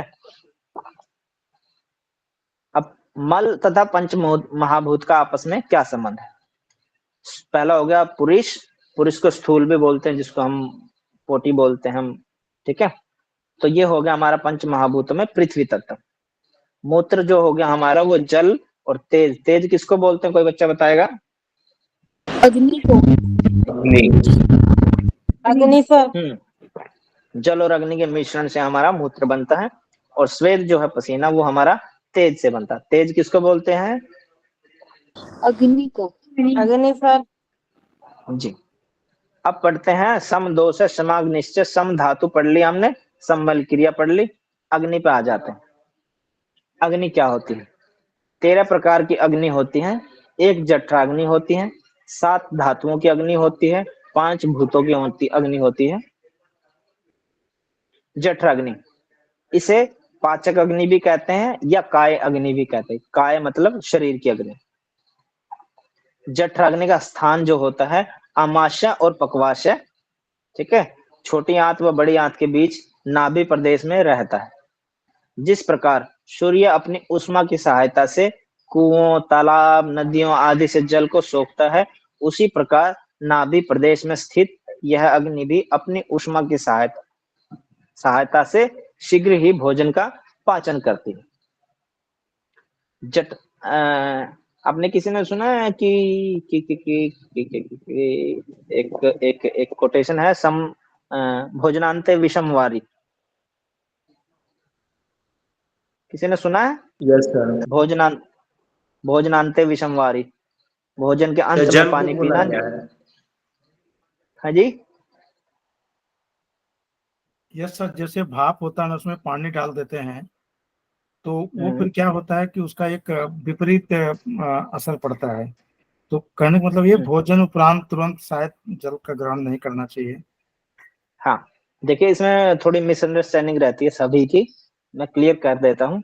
भोजनांते विषम वारी, भोजनांते भोजन अंते, ठीक है, भोजन के अंत में विष पानी पीना विष पीने के समान है, ठीक है। तो इसको हम यहाँ से समझते हैं, जिस प्रकार सूर्य अपनी ऊष्मा की सहायता से कुओं, तालाब, नदियों से जल को सोखता है, अगर जब इसका सोख रहा है, ये पीक पर है, और उसी समय बारिश हो जाए, तो क्या ये सोख पाएगा सूर्य? नहीं सर। नहीं। नहीं नहीं सर। सोख पाएगा ना। अब इस सूर्य की जगह हम अपनी जठराग्नि को रखते हैं, और बारिश की जगह हम गिलास से पानी पी रहे वो रखते हैं। भोजन फिनिश हो गया हमारा, हमने 2-3 रोटी खानी थी, सब्जी खानी, दही, लस्सी जो भी लेना था, रायता, सलाद, हमने सब ले लिया। उसके बाद क्या होता? सूर्य पीक पे गया, यानी कि पाचन क्रिया ने अपना काम किया, जठराग्नि ने अपना काम शुरू किया, और हमने ऊपर से क्या कर दिया? बारिश कर दी, यानी कि हमने पानी पी लिया। तो क्या वो सूर्य वैसे ही रहेगा या शांत हो जाएगा? शांत हो जाएगा। हाँ, यानी कि हमारी जठराग्नि शांत होगी, हमारी पाचन अग्नि शांत होगी, हमारी काय अग्नि शांत होगी। अब जिस खाने को उस जठराग्नि ने स्टार्ट हुई थी, उसने 45 मिनट में भोजन को पचाना था, अब वो शांत कर दी हमने। अब शांत से उसको पीक जाने में ही मान लो 15-20 मिनट, आधा घंटा और लगेगा, और उसके बाद वो 45 मिनट तो लगने ही है, ठीक है। तो टाइम पीरियड पाचन क्रिया का बढ़ गया, और इतने हमारे अंदर पेशेंस है नहीं कि हमने खाना खा लिया तो ठीक है, हम 2-2.5 घंटे कुछ नहीं खाएंगे, 4 घंटे तक कुछ नहीं खाना चाहिए, आयुर्वेद कहता है। लेकिन तब तक हम कुछ ना कुछ फिर ले लेते हैं। अब जो पहले खाना खाया था वो हमारा पचा नहीं, हमारी गलती से, क्योंकि हमने भोजनांते विषमवारी का फॉलो नहीं किया, फिर से कुछ ले लिया, तो उसके लिए और ज्यादा जो 45 मिनट तो वो पड़ा ही था उसका वक्त, अब उसका और उसके ऊपर लोड हो गया। तो इसलिए कभी भी एक खाने के बाद दूसरा खाना जब तक वो ना पचे नहीं खाना चाहिए। और दूसरा है कि खाने के तुरंत बाद पानी नहीं पीना चाहिए, खाने के बीच में पानी पीना चाहिए, खाने से पहले पानी पी लो। अब बीच में पानी कैसे, उसको मैं समझाता हूँ। आप हवन कर रहे हो, हवन में सामग्री डालते ना, आहुति देते हैं।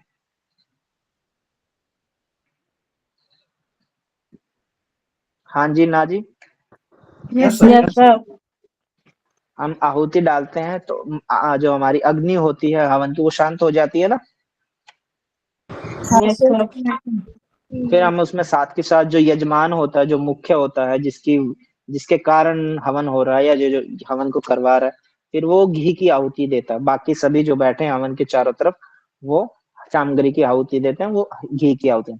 तो एक बार बाइट ली, पानी पी लिया, चल जाएगा। फिर आपने बाइट ली, जठराग्नि आपकी कंटिन्यू चल रही है क्योंकि आप घी दे रहे हैं साथ के साथ। अगर हम एकदम से पूरी सामग्री डाल दो उसमें, क्या वो फिर से अग्नि प्रदीप्त हो पाएगी? नहीं होगी सर। नहीं, एक बार में खत्म। या पूरा घी डाल दें, क्या अग्नि प्रदीप्त हो पाएगी? तो भी नहीं नहीं होगा सर। नहीं सर। ठीक है ना, इसलिए कहा ना तो गरिष्ठ भोजन करना चाहिए, ठीक है, और ना भोजन के अंत में पानी पीना चाहिए। हाँ, आप 2-4 बाइट के बीच में एक सिप आपने पानी की ले ली, फिर 2-4 बाइट ली आपने, एक सिप पानी की ले ली, और ऐसा करने से हम उस हवन को कितना लंबा चला सकते हैं। सामग्री डालते रहो, एक घी की आहुति दे दी, बाकी सामग्री की आहुति दे, उस हवन को आप 2, ढाई, 3 घंटे कितना लंबा चलाना, ठीक है। तो ऐसे ही हमारा ये होता है जठराग्नि का सिस्टम। सर जैसे आपने कहा भोजन के पहले पानी पी लें, तो सर उस समय तो जठराग्नि बुझ जाएगी फिर, यदि भोजन के जठराग्नि पहले। तो स्टार्ट ही नहीं हुई, जठराग्नि तो स्टार्ट ही नहीं हुई, बुझेगी कहाँ से? आप नोट करना, आज सभी लोग जिन्होंने लंच कर लिया अच्छी बात है, नहीं किया तो आप डिनर जब करेंगे तो नोट करना, जैसे ही पहली बाइट आपके मुंह में होगी, चबाना मत, पहली बाइट आपके मुंह में गई तो तुरंत आपका पेट गर्म होना शुरू हो जाता है, ठीक है। इसलिए कहते हैं जब खाना तभी खाना चाहिए जब भूख लग रही हो, यानी कि उस समय आपकी जठराग्नि बहुत पीक पर होती। और इसमें मैं आपको क्लियर कर देता हूँ, अगर आपको अच्छी पाचन क्रिया बनानी है अपनी, अच्छे आपको रसों को अवशोषित करवाना है, आपके खाने से, भोजन से आपके रसों को अच्छे से बड़ी आंत के द्वारा अवशोषित किया जाए, तो उसके लिए आप भोजन से आधा घंटा पहले पानी पीना शुरू करिए। आधे घंटे में फिर आपकी जठराग्नि प्रदीप्त होगी अच्छी, और फिर आप भोजन का पाचन करिए, फिर आप भोजन का सेवन करिए, और उसके फिर 40-45 मिनट तक आप कुछ खाइए। अगर आपको थोड़ा, कोशिश करिए मिर्ची स्पाइसी कम रखिए। अगर फिर भी आपको लग रहा है कि भाई मिर्ची है, तो आप अंत में थोड़ा सा गुड़ ले सकते हैं, या और कोई भी मीठा कुछ भी ले सकते हैं। अगर गुड़ ले तो सबसे बेस्ट है, तो उससे क्या आपको मिर्ची भी नहीं लगेगी और पानी तो आप पी लेंगे, ठीक है। बीच बीच में पानी पी सकते हैं, और उसके 45 मिनट तक, कोशिश करिए 45-50 मिनट तक पानी नहीं पीना आपने, तब तक आपका भोजन का पाचन हो चुका होगा, स्टमक से निकल चुका होगा। आगे आगे उसको आंतों में अवशोषित होना, उसमें और वायु, समान वायु भी जो मिलना है, पाचन क्रिया तो हमारी चलती रहती है, क्योंकि रस धातु बनती है, रस से फिर 2-3 दिन लगते हैं रक्त बनने में, रक्त से फिर 2-3 दिन लगते हैं मांस बनने में, फिर उसको 5-7 दिन लगते हैं मांस से मेद बनने में, फिर अस्थि बनेगी, फिर उससे मज्जा बनेगी, और मज्जा से शुक्र धातु बनती है। तो यानी कि आज आप जो भोजन करेंगे, उस भोजन का 1 महीने तक पाचन होता है, 1 महीने बाद उससे वीर्य बनता है, ठीक है सर जी? ये कंसेप्ट थोड़ा आप समझाइए सर, कि खाना क्या खाने के पहले अगर हम आधा घंटा पहले पानी पीते हैं तो। आप आप अगर गृहिणी हैं, कोई भी हाउस वाइफ है, या अगर आप घर में रहते हैं जेंट्स भी, तो खाना मान लो आप पर्टिकुलर टाइम बनाइए कि आपने 2 बजे लंच करना है या 1 बजे लंच करना है, तो आप 12:30 बजे आधा गिलास, मतलब 1 गिलास, कोशिश करिए कोसा पानी पियेंगे तो बहुत अच्छा होता है। 12:30 बजे आपने पानी पी लिया, 1 बजे आपने लंच किया, ठीक है, उसके बीच में पानी पीजिए, ऐसा नहीं कि नहीं मुझे तो कोई जरूरत नहीं है, पीजिए, वो और अच्छे से पचाएगा खाने को, ठीक है। और फिर आप 40-45-50 मिनट तक, अब 1 घंटा भी चले तो कोई दिक्कत नहीं, तब मत पीजिए, उसके बाद पानी पीजिए, ठीक है। आधा घंटा पहले जो पानी पिएंगे वो भूख अच्छी लगाएगा, एकदम पीक वाली, लेकिन उस समय आपको जब 12:30 बजे आपने पानी पी लिया और 1 बजे आपको खाना खाना, तो मतलब खाना है। अगर आप कुछ बिस्किट या कुछ थोड़ा बहुत सा कुछ नमकीन या कुछ ऐसे कुछ भी आइटम लेके काम चलाने की सोचे कि एक बिस्किट ले लिया या चाय ले ली, नहीं, प्रॉपर खाना चाहिए। नहीं तो आपने घेरन संहिता में पढ़ा होगा, अगर भोजन का पाचन ना हो, ओ सॉरी, अगर आप कोई योगिक क्रियाएं करते हैं और उस समय खासकर आपने विपरीत करणी मुद्रा में पढ़ेंगे कि अगर आप पाचन क्रिया उस समय बहुत प्रबल हो जाती है, और उस समय अगर आप भोजन नहीं करते हैं, तो जो पाचन क्रिया है वो आपके अंगों को नुकसान पहुंचाती है, अंदर इतनी गर्मी पैदा हो जाती है, फिर वो अंगों को खाने लग जाती है, जैसे अल्सर हो जाती है आंतों में, कहीं ना कहीं जो म्यूकस होता है वो म्यूकस को काट देती है, ठीक है। हमारी ये आंतों सर की जो रिपीट करना भी है sir, inner correct. Layer inner layer जो होती है, उसमें चिकनापन होता है, म्यूकस सा, स्लाइवा टाइप सा, जिसकी वजह से पोटी हमारी स्लिप होती होती है आगे चलती है, फिर वो क्या होता है उस म्यूकस को कट कट कर देती है, और फिर आप जरा सा कुछ भी स्पाइसी खाएंगे तो वहां पे आपके असर करेगा, क्योंकि जो अपर लेयर थी वो उतर चुकी है, उसकी कट चुकी है। ठीक है, फिर वहां अल्सर बनना शुरू हो जाता है, कैंसर बनना शुरू, फिर तरह तरह के रोग आ जाते हैं। ठीक है जी। फिर उसमें आपको एक वो बात औषधियां दी जाती पूछनी है है जिससे सर। कफ। पूछ लो जी। सर जैसे कहते हैं कि मतलब खाना खाना चाहिए तो खाना बैठकर खाना चाहिए, हाँ जी, तो ऐसा क्यों सर? बैठकर इसलिए खाना चाहिए कि जो हमारी नाभि होती है ना, हाँ वो जी सर। गुरुत्वाकर्षण बल के कारण उसका खिंचाव नीचे की तरफ ज्यादा रहता है। और बैठ के भी खाने के दो ही पोजीशन है, एक तो आप आलती पालती लगा के खाइए, और दूसरा मल आसन जो होता है जिसको उकड़ू बैठना बोलते हैं। ये हाँ दो जी सर। पोजीशन है जो सबसे बेस्ट बताई गई। अगर आप डाइनिंग टेबल पे बैठ के खाते हो तो भी या तो आप मल आसन में बैठ के खाइए चेयर पे, नहीं तो आलती पालती लगे। बेड पे खा रहे हैं, बेड पे खाइए, ऐसा नहीं कि जमीन पे बैठ के खाइए। पर जहां भी खाएं आप, पोजीशन दो ही होनी चाहिए, या तो आप आलती पालती लगा के, या फिर आप कागासन में। कागासन भी मलासन भी दोनों बोलते हैं उसको, हाँ जी ऐसे खाएं। सर। ठीक है। और अगर अब ये तो आपने पूछ लिया क्यों नहीं खाएं, ऐसा क्या होता है कि खड़े होकर क्यों नहीं खाना चाहिए। तो जब हम खड़े होकर खाना खाते हैं तो भोजन का एकदम से दबाव पड़ता है पेट के ऊपर, और जिसके कारण जो थोड़ी बहुत सी दूषित वायु होती है वो हमारी बॉडी में फैलती है फिर। ठीक है। और जहां जहां वात बढ़ता है वो कफ को कम कर देता है। और हमने पढ़ा था कफ का मेन कारण क्या है, संधियों को आपस में मिलाने का। वहां स्पेस ज्यादा होता है, तो दूषित वायु वहां पहुंच के अपना कब्जा कर लेती है और कफ को कम कर देती है। अब जहां संधियों में कफ का काम था, मोबिलिटी का काम था, ग्रीसिंग का काम था, कार्टिलेज का काम था, म्यूकस का काम था, उसको ये कम कर देती है। जहां दो कोई चीज आपस में मिलके चल रही हैं, अगर उसके बीच की चिकनाई खत्म कर देंगे तो फिर उसमें कट कट की आवाज तो आनी है, तो फिर गैप आ जाता है। ठीक है, हुआ कुछ क्लियर? जैसे कि आपने पढ़ा था हितकारी और उसके बाद मिताहारी और ऋतुओं के अनुसार, तो भोजन ऐसा जो मनोकूल हो, जो अपने मन को प्रसन्न हो, और प्रसन्न हाँ, चीज से हितकारी खाया उसी में जाए आ गया तो ना। ज्यादा डाइजेस्टिव सिस्टम काम करता है। ऐसा मेरा मानना, जो हित, भी मिले उसको डाइजेस्टिव सिस्टम उसको बहुत प्रसन्न मुद्रा से खाना चाहिए। इवन अगर कहीं सर नमक हितकारी भी वही कम हो। होगा ना, हितकारी जो आपके मन को भाए वही हितकारी होगा ना। और देखो, जो हमारे ग्रंथ बोल रहे हैं वो किसी एक व्यक्ति को नहीं देख के बोल रहे, समझे, वो ओवरऑल को बोल रहे हैं। जो फाइनल डिसीजन जो है, जो कटु सत्य है, उस पे बात कर रहे हैं। ठीक है। अब हम जैसे कहें कि हमें मीठा पसंद है, तो ये थोड़ी कि नीम गलत है, नीम भी अपनी जगह सही है।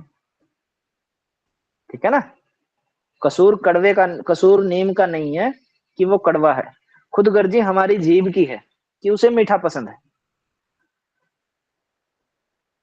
यस ठीक है सर, जी। Yes sir.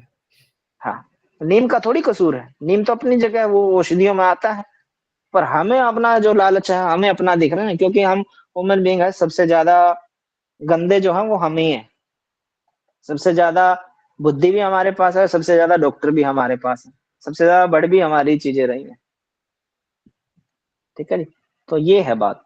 आप अपने को लेके मत चलिए, किसी पर्टिकुलर एक व्यक्ति को कटु सत्य उस पे बात करिए। वो है कि मन को भाने वाला तो वही होगा ना जो सात्विक व्यक्ति होगा, और सात्विक व्यक्ति ऐसा काम करेगा नहीं। उसको पता कि तुमने खाया तो परेशान होना है, तो वो खाएगा नहीं, वही उसके लिए हितकारी है। बहुत सारे लोग ऐसे मर जाते पर वो शराब नहीं छोड़ते। ट्रीटमेंट चल रहा है उनका जॉन्डिस का, पी लिएगा, लीवर काम नहीं कर रहा, और शराब सबसे पहले अटैक करती है लीवर पे, पर मरना मंजूर है। बहुत सारे ऐसे जो मर जाते हैं, हॉस्पिटल में भी कोई मिलने गया, उसको बोलते हैं ला देना थोड़ी सी, मैं वो टॉयलेट में चला जाऊंगा। मरना मंजूर है पर शराब नहीं छोड़नी। अब यहाँ थोड़ी कह रहे हैं उसके लिए वो हितकारी है, उसके लिए तो हितकारी नहीं थी वो उसकी खुदगर्जी थी। यस सर, कटु सत्य चलिए जी। बोले सर। हाँ, जठराग्नि के प्रकार पढ़ते हैं हम। 4 प्रकार की जठराग्नि होती है। ठीक है। पहली होती है विषम अग्नि, जिसको विषमाग्नि बोलते हैं। अग्नि का कभी मंद होना, कभी तेज होना, ये सम अवस्था में रहना, और कभी सम अवस्था में रहेगी, कभी तेज हो गई, कभी कम हो गई। ये वात की अधिकता से होता है। जब वात बढ़ जाता है उसकी अधिकता से होता है, इसको विषमाग्नि बोलते हैं। ठीक है। या आप ऐसे क्वेश्चन भी आ सकता है, विषमाग्नि जो है वो किसकी प्रेजेंस में होती है, तो वात की प्रेजेंस में ज्यादा होती है। तीक्ष्ण अग्नि, इसमें अग्नि बहुत तेज होती है, जैसे मैंने बताया आधा घंटा पहले पानी पियेंगे और आधा घंटा बाद आप खाना खाएंगे, तो उस समय हमारी बहुत तेज अग्नि होती है। और हमने पित्त में पढ़ा था, यह पित्त की अधिकता के कारण भी होती है। पित्त यानी जलन, यानी कि ऊष्मा, यानी कि गर्मी। तो जिस व्यक्ति का पित्त ज्यादा होगा तो उसको खाना बहुत जल्दी पच जाएगा, उसको फिर से भूख लग जाएगी। तो इसमें अग्नि बहुत तेज होती है, बहुत जल्दी खाना पचता है, यह पित्त की अधिकता से होता है। ठीक है। हाँ, बशर्त यह है कि उसको जो खाना उसने लिया है वो पित्त वाला ज्यादा ना हो। मंदाग्नि, इसमें अग्नि बहुत कम होती है, मंद हो जाती है, और यह कफ की अधिकता से होता है। ठीक है। कफ हो गया तो कफ में क्या होता है, अग्नि बहुत मन कम हो जाती है, और उससे फिर क्या है, धीरे धीरे खाना पचता है, टाइम टेकन हो जाता है खाना। इसलिए हम सर्दियों में खाते हैं खूब लड्डू, पिनिया और तरह तरह के जो भी हमारा कल्चर होता है जिस भी स्टेट का, और वो खाते हैं क्योंकि रातें बड़ी होती हैं, उसके लिए पचने के लिए टाइम होता है बहुत सारा उसके पास। फिर होता है सम अग्नि, इसमें अग्नि की सम अवस्था होती है, और यह दोषों की सम अवस्था में होता है। जिसमें जैसे हमने पढ़ा था ना, वहां समीपादज सम प्रकृति होते हैं, जो हमने 7 प्रकार की प्रकृति पढ़ी थी, वहां समीपादित प्रकृति थी। ऐसे ही है, इसमें अग्नि की समावस्था होती है, ना बहुत ज्यादा मंद होती है ना शांत होती है, इक्वल चलती है, और यह दोषों की जब समावस्था होती है तब होती है। फिर पढ़ते हैं 5 तरह की भूत अग्नि होती है। अग्नियों का यह समूह यकृत में रहता है, यानी कि लीवर में रहता है। इनकी संख्या 5 होती है। भौम अग्नि, जिसको पृथ्वी की अग्नि बोलती है, आप्य यानी कि जल की अग्नि, आग्नेय यानी कि अग्नि की अग्नि, और वायव्य अग्नि वायु तत्व की अग्नि, और आकाशीय अग्नि आकाश की अग्नि। लीवर जो हमारा यकृत होता है, पाचन तंत्र में विद्यमान अग्नियों की सहायता से भोजन की 5 श्रेणियों में बंट जाता है। ठीक है। यकृत या लीवर पाचन तंत्र में विद्यमान जो अग्नियां हैं, जो लीवर में विद्यमान जो अग्नियां हैं 5 तरह की अग्नियों की सहायता से भोजन 5 श्रेणियों में बंट जाता है। जो भी हमने फूड का इंटेक किया उसके बाद जो लीवर से बाइल जूस निकलते हैं, उसके बाद वो 5 भागों में बंट जाता है। और शरीर के विभिन्न अंगों में पाए जाने वाले अपने अपने महाभूतों में मिलकर उसका पोषण करता है।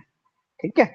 शरीर के जो विभिन्न अंग हैं उनमें पाए जाने वाले अपने अपने महाभूतों में मिलकर उसका पोषण करता है। जैसे हमने पढ़ा था कि हमने पढ़ा था वात का स्थान कहाँ होता है, तो हमने पढ़ा था वो नाभि से नीचे होता है। ठीक है। और हमने पित्त का पढ़ा था वो नाभि से लेके छाती तक का होता है, और कफ का पढ़ा था हमने वो गले से लेके कंठ से लेके ऊपर सिर तक का होता है। ऐसे ये फिर अपने अपने जो है वात की सहायता से जाते हैं ये, और अपने अपने ऑर्गन के पास चले जाते हैं, और वहां से फिर वो मिलके इसका पाचन करते हैं। रस जाता है इनका, ये भोजन नहीं जाता। ठीक है। फिर आती है धात्वाग्नि। अब हमने भूताग्नि पढ़ ली, खाना 5 तरह से बट गया, उसका 5 तरह से पोषण हो गया। अब पढ़ते हैं धात्वाग्नि का क्या रोल होता है। जठराग्नि और भूताग्नियां जो 5 अग्नि है, और छठी हमारी जठराग्नि होगी। ये 6 अग्नि की सहायता से पंचभूतों के रूप में परिवर्तित हुआ जो अन्न रस है, ये देखिए आ गया ना रस, यहाँ पे भोजन नहीं लिखा, अन्न रस, जो भी हमने उसका पाचन होने के बाद जो रस आया, वो जब धातुवाशों, ठीक है, यानी कि रस वह रक्त वह आदि स्रोतों में पहुंचता है, तो वहां विद्यमान जो अग्नियां वो इसका पुनः पाचन करती है। पहले जठराग्नि इस पर वर्क करेगी, जठराग्नि फिर 5 अग्नियों को दे देंगी, 5 अग्नियां इस पर वर्क करेंगी, फिर उसको ये 7 भागों में बांट देती हैं, और फिर ये 7 अग्नियां इस पे काम करती हैं, और जिससे इसका पुनः पाचन होता है। इसे यह अन्न रस रस रक्त आदि धातुओं में बदल जाता है, क्योंकि धातुएं संख्या में 7 होती है, अतः इनकी अग्नियां भी 7 होती है। रसाग्नि, रक्ताग्नि, मांसाग्नि, मेदाग्नि, अस्थाग्नि, मज्जाग्नि, शुक्राग्नि या रज्जाग्नि। ठीक है। और यहां से फिर आदमी का पता चलता है इसमें ब्लड की कमी होगी, ये दुबला पतला हो गया, ये मोटा हो गया, इसकी हड्डियां कमजोर हैं, इसकी बोन मैरो में कमी आ गई, ये अपना नपुंसक हो गए। ठीक है। या ये आगे जो सेक्सुअल प्रॉब्लम होती है वो जाके शुक्राग्नि जो है, यानी कि उसकी शुक्राग्नि मंद है। और हमने जब अष्टांग आयुर्वेद पढ़ा था उसमें सेकंड लास्ट एक हमने पढ़ा था, जो 8 तत्व अंग थे उसके अष्टांग आयुर्वेद के, कोई बता सकता है? एक अंग था जो स्पेशल शुक्र धातु के लिए था? सर रसायन तंत्र, वाजीकरण वाजीकरण और वाजीकरण रसायन। और वाजीकरण रसायन जो वाजीकरण हाँ, सर। जो सबसे लास्ट की धातु थी वाजीकरण, जो सिर्फ शुक्र धातु पे काम करती है। अगर किसी की शुक्र धातु में कमी आती है तो फिर वाजीकरण की चिकित्सा की सहायता से उसका ट्रीटमेंट किया जाता है। सर ये मेरे क्लास छूट गए थे, वाजीकरण होता क्या है सर, ये पूछना था। देखिए वाजीकरण बोलते हैं वैसे तो सामान्यतः तो अगर इसको बोलते हैं बांझपन बोलते हैं, वही की सेक्सुअल प्रॉब्लम होगी, ठीक है, तो ठीक यहाँ है भी सर। वही है। हाँ, शुक्राणु यानी कि वो मेल्स में भी हो सकती है, फीमेल्स में भी होता है, जनरली फीमेल्स के लिए यूज किया जाता है, पर कुछ पुरुष ऐसे होते हैं जिनके स्पर्म के अंदर वो पावर नहीं होती, ठीक है, जिससे कि वो बच्चे को जन्म दे सके, या कुछ महिलाओं में ऐसी हो जाती, वो किसी बतेरे रीजन, बहुत सारे रीजन होते हैं, सिस्ट हो गया, पीसीओडी हो गया, पीसीओएस हो गया, या अधिक स्मोकिंग की हैबिट होगी, ड्रिंकिंग की हैबिट होगी, लाइफस्टाइल ऐसा है, फूड की डेफिशिएंसी, बहुत सारे होते हैं, ऐसे अनेकों रीजन होते हैं, कोई एक पर्टिकुलर रीजन नहीं होता उसका। आयुर्वेद के अनुसार भोजन पाचन का कर्म, ठीक है, हमने पढ़ा था ऊपर, भोजन हमने किया, उस पर जठराग्नि ने काम किया, जठराग्नि के बाद एक सार भाग बन गया, एक असार भाग बन गया, उससे भूत धातु बन गई, ठीक, इतना पढ़ा था। अब हम प्रॉपर पढ़ते हैं भोजन पाचन का कर्म कैसे बनता है। हमने भोजन का इनटेक किया, स्टमक में आया, वहां पे उसका जठराग्नि जिसमें समान वायु और पाचक पित्त जो लीवर से निकलते हैं, उन सब ने मिलकर कार्य किया, उसके बाद उसके 2 भाग बन गए, ठीक है, ऊपर हमने पढ़ा था उसके पहले 5 भाग बनते हैं, वो 5 भाग से फिर 7 भाग बनते हैं, उनसे उनकी सारी धातुएं बनती। तो यहाँ पे मोटा पढ़ते हैं हम, सार भाग बन गया, असार भाग बन गया, असार भाग को कीट भाग भी बोलते हैं, मल भाग भी बोलते हैं, सार भाग को प्रसाद भाग भी बोलते हैं। यहाँ धातु बन गई, 5 भूताग्नियां बन गई, 5 भूताग्नियों के बाद 7 धातु अग्नि बन गई, धातु अग्नि के बाद एक मल बनता है, यहाँ पे फाइनली मल यहाँ आके बनता है, और यहाँ से फिर ओज बनता है। और ओज हमने पढ़ा था 2 प्रकार का होता है, एक पर ओज, एक अपर ओज। पर ओज जो होता है वो 8 बिंदु होता है, अपर ओज होता है जो आधी अंजलि होता है, ठीक है, पर ओज खत्म होने से व्यक्ति की मृत्यु हो जाती है, अपर ओज होने से बल की, ठीक है, इन चीजों की कमी आ जाती है, रोग्यता आ जाती है। और मल जो है इसमें आ जाता है हमारा पुरुष पुरुष पुरुष यानी कि स्थूल, पोटी, लेटरिन, स्वेद, पसीना, और मूत्र यानी कि यूरिन। इसके अलावा जो हमने बताए थे नाखून, बाल, आंख, कान का, नाक का मल, ये सब मल इसमें आ जाते हैं। वो अभी आप आगे पढ़ेंगे कि वो मल कैसे आते हैं। धातुओं के भाग, धातुओं को मूल रूप से 3 भागों में बांटा गया है, स्थूल भाग, सूक्ष्म भाग और मल भाग, ठीक है। स्थूल भाग जो होता है वो धातु का पोषण करता है, सूक्ष्म भाग वो होता है जो अगली धातु का निर्माण करता है, मल भाग वो होता है जो मल पदार्थों का पोषण करता है, ठीक है। धातु का पोषण करता है यानी कि इसने किसी चीज को लिया, ये धातु होगी। सूक्ष्म भाग वो हो गया जो अगली धातु का निर्माण करता है, जैसे रस धातु है, रस से अगली धातु बन गई रक्त धातु, तो वो सूक्ष्म भाग में आ जाएगा, ठीक है। और मल पदार्थ का जो पोषण करता है वो हो गया मल भाग। 353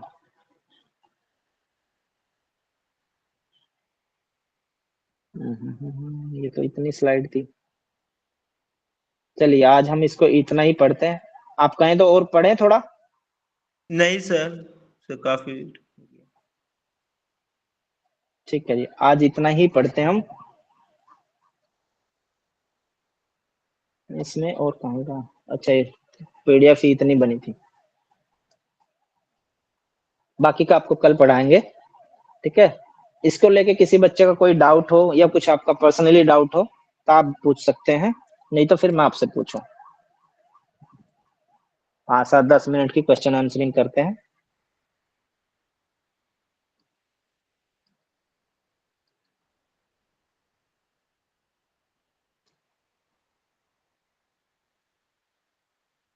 सभी को समझ में आया आज का टॉपिक?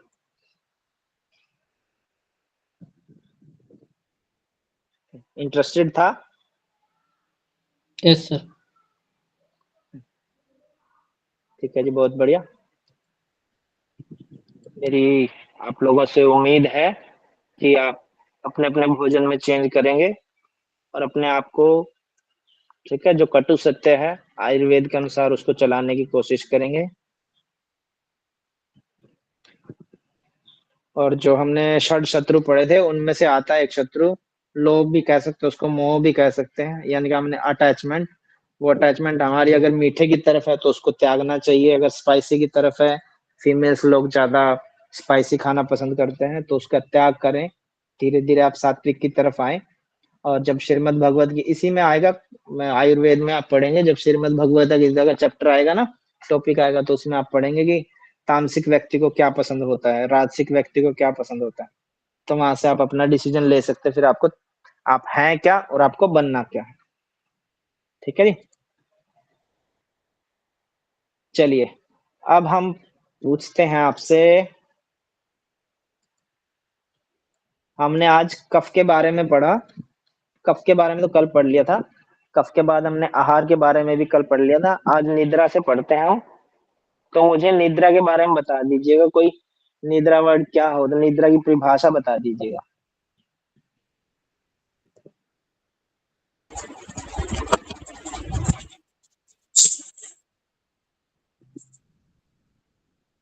सर निद्रा एक क्रिया निर्माण विषयक स्थिति होती है जो हमारे विकास कार्य पर जोर देती है। सर और ठीक है जी, जैसे मतलब हमें नींद मतलब अगर हमारी निद्रा पूरी नहीं होगी तो हमारा शरीर दुबला पतला हो जाएगा, जड़ बुद्धि हो जाएगी, मानसिक रूप से हाँ, हमारा दिमाग दुबला काम नहीं पतला करेगा। बोना, हाँ जी हाँ सर। ये सारे उसमें अवगुण आ जाएंगे, दुबला भी, पतला भी, बोना भी, क्योंकि हमने पढ़ा था ना, अगर आपके सामने क्वेश्चन आता है कि आयुर्वेद के तीन उपस्तंभों में से ऐसा कौन सा स्तंभ है, या आयुर्वेद का ऐसा कौन सा स्तंभ है जो शरीर की में ग्रोथ प्रदान, शरीर की वृद्धि करता है, तो वृद्धि हमने पढ़ा कि निद्रा के कारण हमारे शरीर की वृद्धि होती है, तो शरीर की जो ग्रोथ होती है वो निद्रा के कारण होती है। और वात पित्त कफ में भी पढ़ा था हमने कि शरीर की वृद्धि होती है कफ के कारण। ठीक है, और हमने पढ़ा था कफ के कारण नींद आती है, और नींद हमारा उपस्तंभ है, निद्रा बोलते हैं जिसको। ठीक है, तो ऐसे घुमा फिरा के क्वेश्चन पूछें तो आप कंफ्यूज मत होइएगा, थोड़ा सा अपने क्या बोलते हैं उसको, अपनी सोच समझ से करिएगा उसको, क्वेश्चन को। जी, मतलब जैसे सर निद्रा जो है वो रात्रिचर्या के अंतर्गत आती है।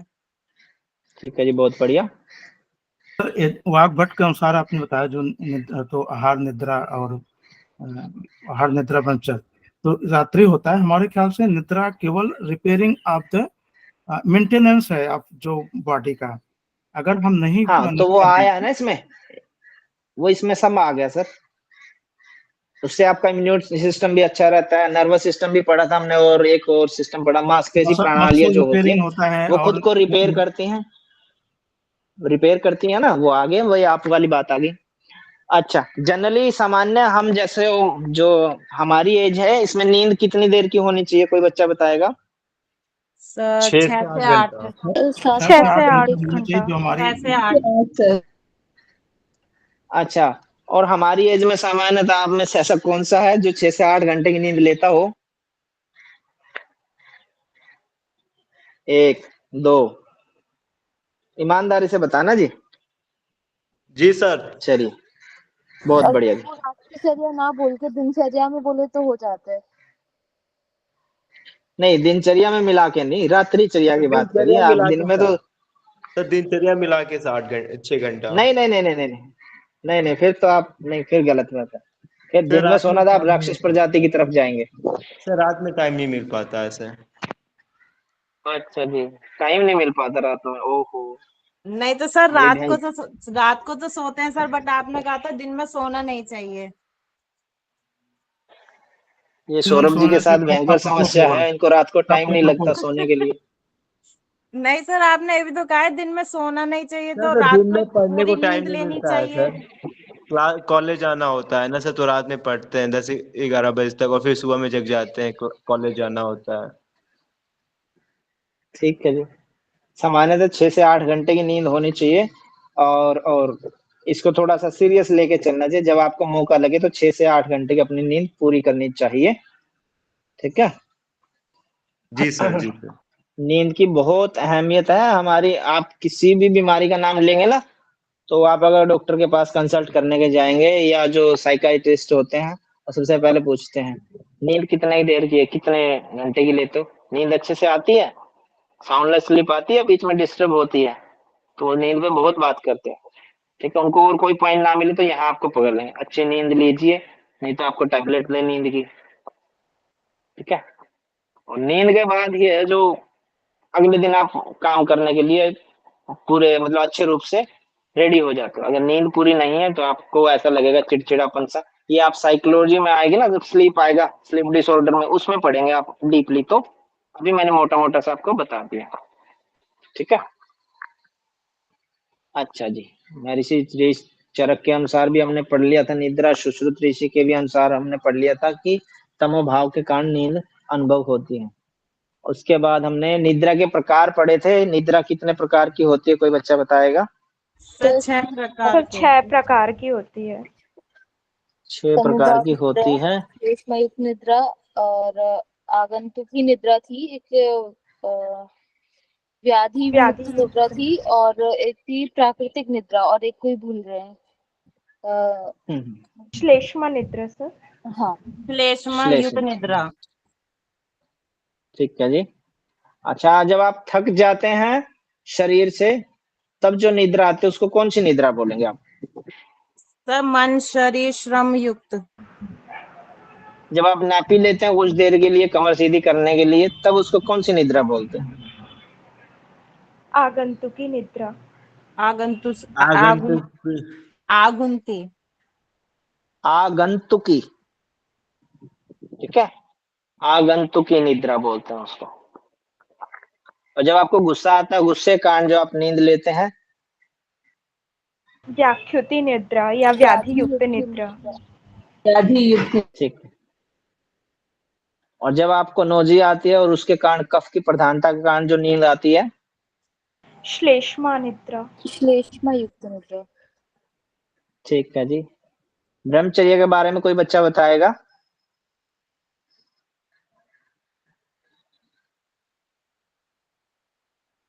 जी सौरभ जी। संयम पूर्वक ब्रह्मचर्य सर एक ब्रह्मचर्य संयम जो है है। वो संयम पूर्वक जीवन पे हमारा रखते हुए ब्रह्मचर्य को वीर्य की रक्षा ब्रह्मचर्य का अर्थ होता है ब्रह्म में चरण करना, और ये बताए हुए शास्त्रों के अनुसार जीवन संयम के साथ जीवन पद्धति को आगे बढ़ाना ही ब्रह्मचर्य है सर। सर संयम ठीक है जी, पूर्वक बहुत जीवन बढ़िया। चर्या को रखते हुए, मतलब देखिए, जो कटु सत्य है उसको कोई नकार नहीं सकता, ना मैं नकार सकता ना आप नकार सकते। ठीक है, इसमें ठीक हमने है। जब पढ़ा था तो इसमें लिखा था संयम पूर्वक जीवनचर्या रखते हुए। ठीक है, तो सबको पता है शादी हो गई है, तो ये नहीं कि आप शादी के बाद बिल्कुल ही डूब चुके हैं विषय वासना में।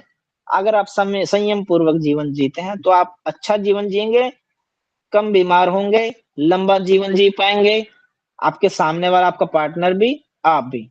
इसमें कहीं ऐसा नहीं लिखा कि आपको शादी नहीं करनी चाहिए, आपको आजीवन ब्रह्मचर्य का पालन करना चाहिए। ठीक है, ये आहिस्ता आहिस्ता अपने आप ही चेंज होते रहते हैं। जब आप शास्त्रों का अध्ययन करते हैं ना, तब आपको आहिस्ता आहिस्ता हमारे कितने आचरण होते हैं, कोई बच्चा बताएगा?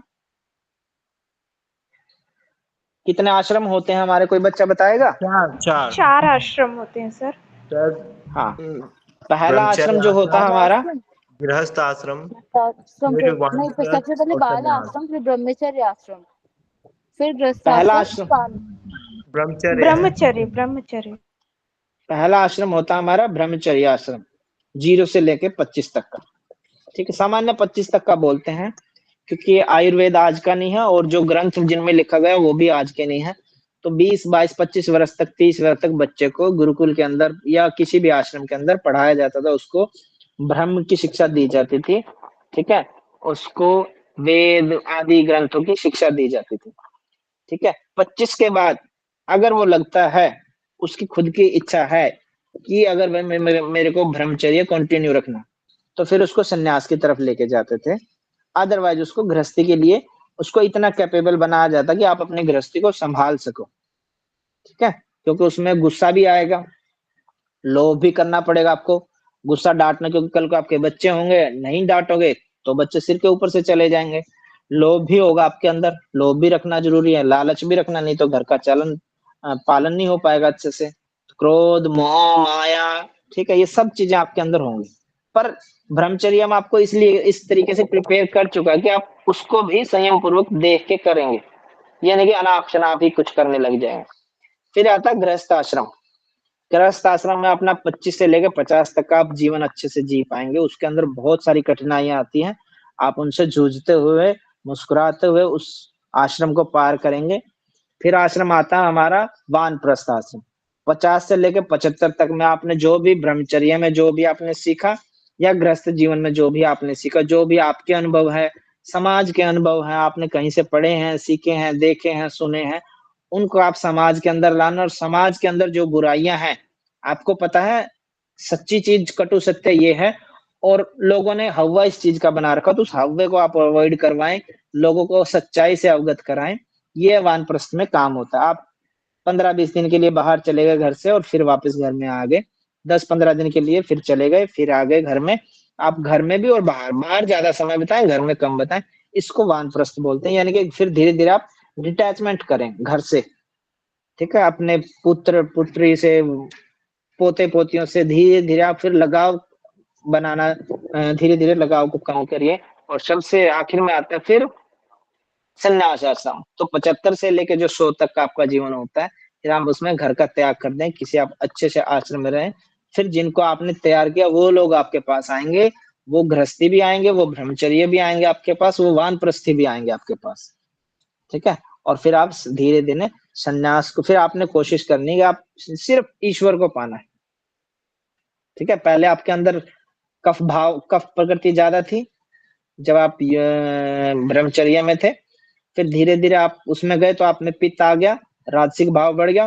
फिर आप वानप्रस्थी में जाएंगे, सात्विक भाव आ गया। और जब वानप्रस्थी से संन्यास की तरफ जाएंगे तब आपने कोशिश करनी वो सात्विक भाव भी छोड़ना आपने, ठीक है। ऐसे आप जीवन यापन करेंगे तो बहुत अच्छा जीवन कटेगा, दुखदायी जीवन नहीं होगा। अच्छा, अब मुझे ये बताइए आप कि इन चारों आश्रमों में से सबसे श्रेष्ठ आश्रम, सबसे कठिन आश्रम कौन सा होता है?